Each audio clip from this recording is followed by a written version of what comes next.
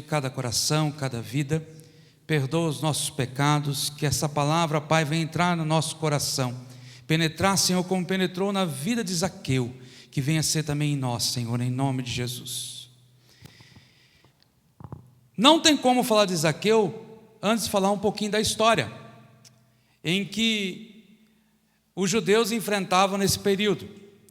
Havia, nesse período da história do Novo Testamento, um grande império mesmo, que era o Império Romano. E esse império, ele tinha uma característica, porque ele foi muito influenciado pelo posicionamento político e também influência da filosofia grega, que são os próprios gregos. Eles tinham o costume de conquistar uma região e colocar uma hierarquia naquele lugar. E conquistava também alguns adeptos que eles passavam a conquistar naquele momento. E no caso aqui, na vida de Zaqueu, Zaqueu era um cobrador de impostos. Era raro em algumas províncias ter um cobrador de impostos sendo judeu, mas havia muitos. Era costume ter mais romanos. E um cobrador de impostos, ele seguia a regra do império, a regra do imperador. E mais ou menos que se cobrava impostos, tinha 6 impostos. Não é diferente dos nossos dias. Cobrava-se imposto de tudo. Se a pessoa residia-se numa localidade, cobrava-se imposto da terra e da sua casa. E também se cobrava imposto, e aquele que tinha por obrigação de pagar imposto também dos seus filhos. Para você ter uma ideia, que era tão natural cobrar imposto, quem a partir dos 14 anos, um menino a partir dos 14 anos, ele era cobrado imposto dele. E as meninas a partir dos 12. Se fosse hoje, meus irmãos, nós estávamos, com grande dificuldade financeira, porque era cobrado imposto de qualquer momento, que dava na ideia da cabeça de um imperador. Esse ano eu vou cobrar imposto de tal. Já tinha 5 impostos, ele cobrava mais. E pensa bem o seguinte, Zaqueu, ele era judeu. E ele aceitou o cargo de ser chefe dos publicanos, de cobradores de impostos. Além de cobrar esses impostos, que o Império Romano propagava e falava que tinha que cobrar, senão poderia acontecer algumas coisas, principalmente ser preso. Ele era judeu, ele cobrava imposto e, além do mais, tirava dinheiro por fora. Ele aproveitava algumas oportunidades e falava assim: esse mês você não vai ter que pagar, não vai dar para pagar, mas eu vou cobrar juros.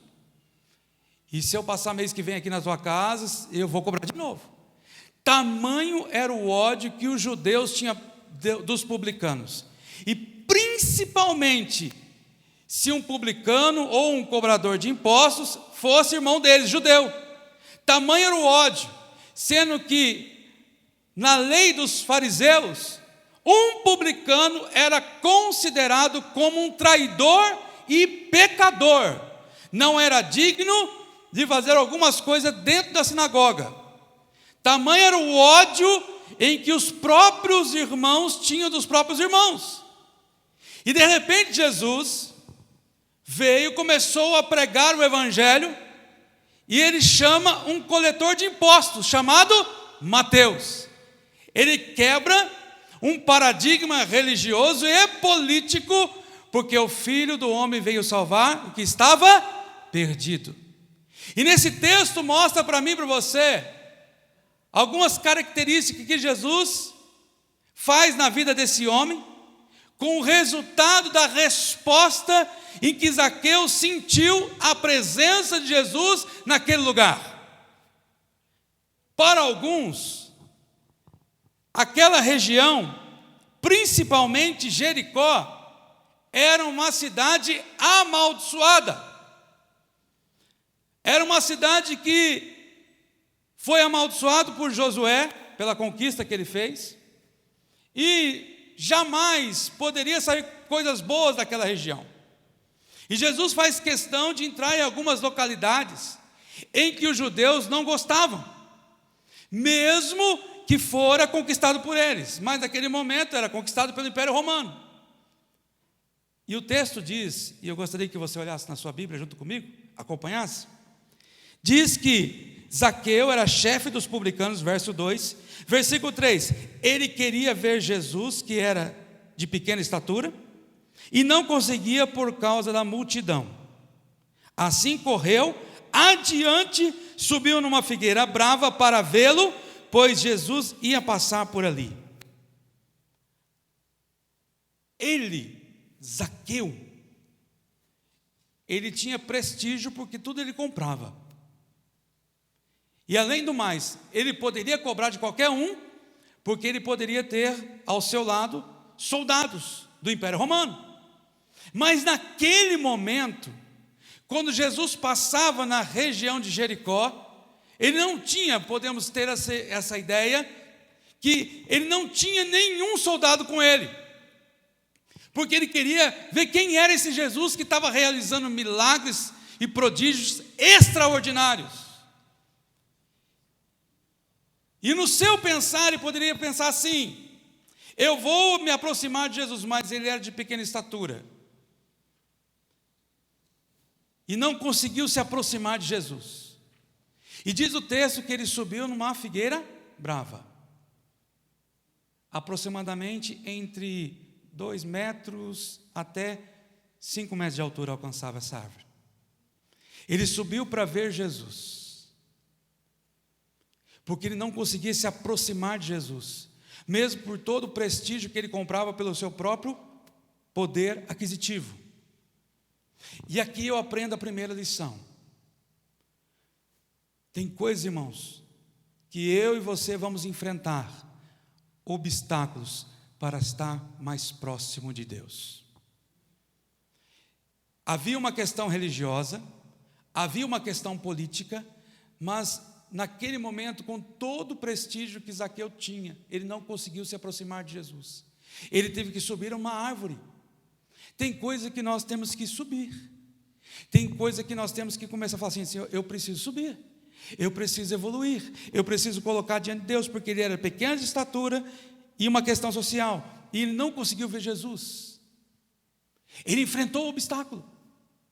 O obstáculo apareceu diante dele, que ele era de pequena estatura, a multidão estava ali à sua frente, ele não parou.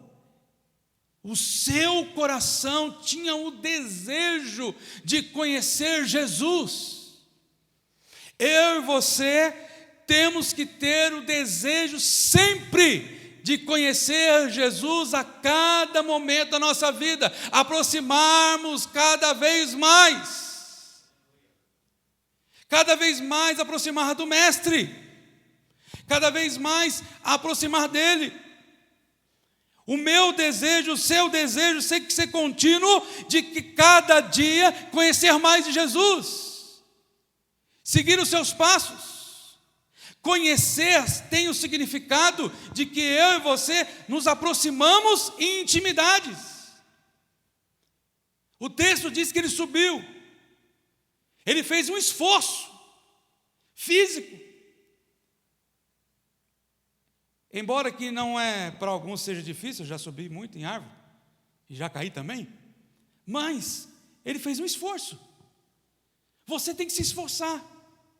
Há uma canção que diz, e o pessoal pensa que essa canção tem conteúdo herético, e eu acho que não. Eu quero conhecer Jesus, eu quero conhecer Jesus. Cada vez mais nós temos que conhecer Jesus, cada vez mais temos que se aproximar dele, cada vez mais eu tenho que buscar intimidade com ele. E Zaqueu enfrentou os seus obstáculos. Qual é o obstáculo que você está enfrentando? Qual é a dificuldade que você está enfrentando? Não basta ter títulos, tem que procurar vencer os obstáculos para cada dia conhecer Jesus. Porque ele foi, analisou a sua vida e falou: não posso ficar parado. Esse Jesus maravilhoso está passando por aqui, eu não vou perder a oportunidade. Pelo menos quero vê-lo.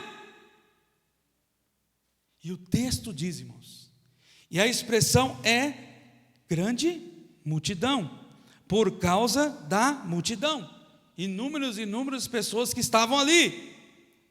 Aí ele sobe a árvore, e o nosso Jesus conhece o meu, conhece o seu coração. Ele chama a atenção de Jesus pela sua atitude. Ele chama a atenção de Jesus porque ele subiu, fez o esforço, depois vem uma atitude. Eu quero ver.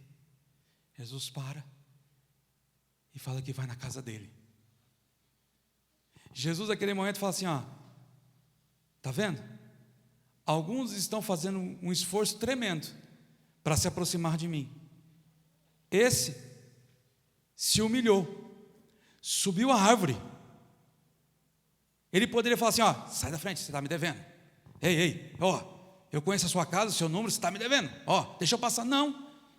Ele não olhou para esse momento, ele tinha uma angústia no seu coração. Eu creio que o Espírito Santo há muito tempo estava falando no coração dele, das atitudes que ele estava fazendo de forma errada, mas ele precisava ter um encontro. Eu e você precisamos chamar a atenção de Deus, e chamar a atenção de Deus não é fácil. Que tem um espírito quebrantado, um coração quebrantado. Falar para Deus, Senhor, eu sou um pecador, mereço o inferno, me salva. Eu preciso alcançar a sua graça. E é por isso que ele causa destaque em meio à multidão. Jesus olha para ele e fala, eu vou na sua casa. E havia uma angústia na alma de Zaqueu, que ele ficou tão feliz em receber Jesus na sua casa. A felicidade faz parte daqueles que aceitam Jesus, irmãos. A felicidade, ela faz parte, porque Zaqueu tinha essa angústia no seu coração, esse confronto, e de repente ele tem um encontro com Jesus, ele deixa Jesus entrar na sua casa, e recebe Jesus, diz o verso 6, ele desceu rapidamente, e o recebeu com alegria.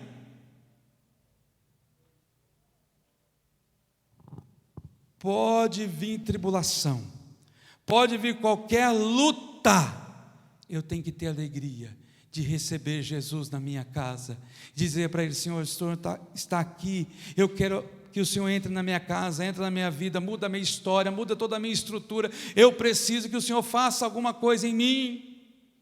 Ele recebeu com alegria, mas a partir do momento que ele recebeu com alegria, veio o quê? As acusações. Como pode, Jesus? Você vai na casa de um publicano, um cobrador de impostos? Como pode isso? Não, você tem que ir na minha casa, porque eu sou melhor que ele. Às vezes questionamos Deus, porque Deus às vezes age numa vida de uma pessoa tão rápida. Eu conheço um irmão chamado Walter Carbone Alves, em que ele aceitou Jesus. Ele não precisou, isso é caso especial, que acontece em algumas pessoas.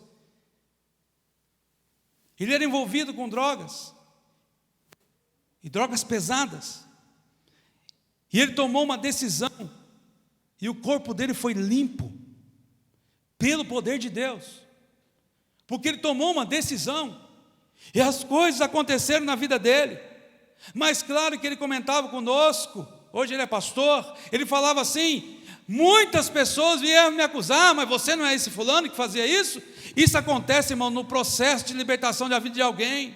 A pessoa começa a falar, não, mas ele, como você vai na casa dele, Jesus? Como nós vamos orar na casa dele, Jesus? Não, ele é um pecador, ele é uma pessoa que nos traiu. Ele está junto com o império. E na ordem cronológica da Bíblia, aqui mostra que Jesus estava de Jericó para partir para Jerusalém. E lá em Jerusalém também ele foi confrontado ao imposto a César. E Jesus sabe se encaixar em momentos simples, que ele foi cobrado porque se deveria ainda dar imposto. E ele tinha Mateus, ele tinha Zaqueu, ele tinha publicanos, que o acompanhavam e o aceitavam como Salvador, porque não é à toa que ele vai falar aquela parábola lá do filho pródigo, em que aquela parábola, os escribas e fariseus, lá em Lucas capítulo 15, vai falar contra esse tipo de pessoa, e ele fala assim: são pecadores, são publicanos, são prostitutas, que precisam também, necessitam do reino dos céus, precisam de uma salvação, precisam de uma libertação. Eu quero falar para você que é um Deus que quer buscar você e te salvar. E muitos acusadores vão fazer isso contra a sua vida. E preste atenção, eles não estão acusando Zaqueu imediatamente, eles acusam Jesus. Se acusaram Jesus por receber um pecador, por alguém odiado, imagine eu e você. Entenda isso, que servir Jesus não é fácil. Surgirão acusações. Jesus estava operando milagres, e falaram que Jesus tinha um espírito de Beelzebu. Olha quanta acusação. Isso me faz entender, irmãos, que o cristianismo que eu devo viver, e eu compreendo isso, e que a igreja, templo, eu e você, temos que receber pessoas de qualquer tipo da sociedade. As pessoas vão te acusar, falar: não anda lá, a pessoa não anda com ele, não. Ele precisa ser liberto, precisa, mas ele está no lugar certo. É a igreja. A igreja é para isso. A igreja é o lugar terapêutico. A igreja é o lugar para as pessoas ser curadas. Mesmo que o mundo venha acusar, mas o lugar dele é aqui, que ele pode ser salvo quando aceitar Jesus. Isso aconteceu na vida de Zaqueu. E a partir do momento que houve esse confronto, Jesus fica quieto, e Zaqueu confessa os seus pecados. Ele diz assim no versículo 8: mas Zaqueu levantou-se e disse: Senhor, olha, Senhor, estou dando a metade dos meus bens aos pobres. E se alguém extorquir alguma coisa, devolverei 4 vezes mais. Se ele era um cobrador de impostos, muitas vezes ele agiu de maneira injusta. Podemos supor assim. Mas ele fala assim: eu vou dar os meus bens aos pobres, porque eu entendi o que Deus quer para a minha vida. O Filho de Deus está na minha casa. O Filho de Deus está na sua casa, meu irmão. Há tempo de mudança. Se prepare, ó Israel, para encontrares com teu Deus. Prepare a sua casa, prepare a sua família, prepare a sua própria vida, que Ele está pronto para perdoar os meus e os seus pecados. E é uma renúncia, é uma confissão. Se alguém extorquir, devolverei 4 vezes mais. Olha, para um publicano fazer isso, era só o Espírito Santo do Senhor para mudar o coração dele. Porque Deus faz isso, irmãos. Deus faz isso na minha vida, na sua vida. Gosto muito da palavra transformação. Quando alguém tem um encontro com Deus, ele é transformado pelo poder de Deus. Deus o transforma. E aí Jesus termina dizendo: ele confessou. E a partir do momento que ele confessou, vem uma promessa. Quando eu confesso os meus pecados, sempre vem uma promessa para a minha vida. Para a sociedade, esse homem estava perdido. Para a sociedade religiosa, naquele período, ele era um traidor. Mas Jesus fala assim: não, hoje veio salvação nesta casa, porque este homem também é filho de Abraão. Ele estava respondendo, Jesus, aos que acusaram de estar na casa daquele homem, mas houve uma mudança imediata no coração daquele homem, porque Jesus repete dizendo: pois o Filho do Homem, aquele que é prometido lá em Ezequiel, aquele que é prometido lá em Daniel, veio salvar aquele que está perdido. Ele recebeu novamente a promessa. Mas não era apenas uma promessa da aliança abraâmica, mas era uma promessa de uma nova lei, em que está escrito lá em Jeremias capítulo 31, em que aquele que confessa os seus pecados, jamais me lembrarei, estipularei uma nova aliança em meu nome. É aquilo que Jesus fala na celebração da Páscoa, o Novo Testamento, a nova aliança. O meu relacionamento com o homem agora está restaurado, porque eu morri por cada um de vocês, e vocês que estavam perdidos foi achado por mim, porque eu fiz uma nova aliança, uma nova restauração. Estava perdido. Eu quero falar para você uma coisa: em Jesus você é achado por Ele. Ele achou você agora. Basta você confessar os seus pecados, renunciar a Ele e falar: Senhor, toma conta da minha vida. Eu quero fazer parte dessa promessa. Eu quero a salvação. Eu quero ser salvo. Feche os olhos. Convido o ministério de louvor.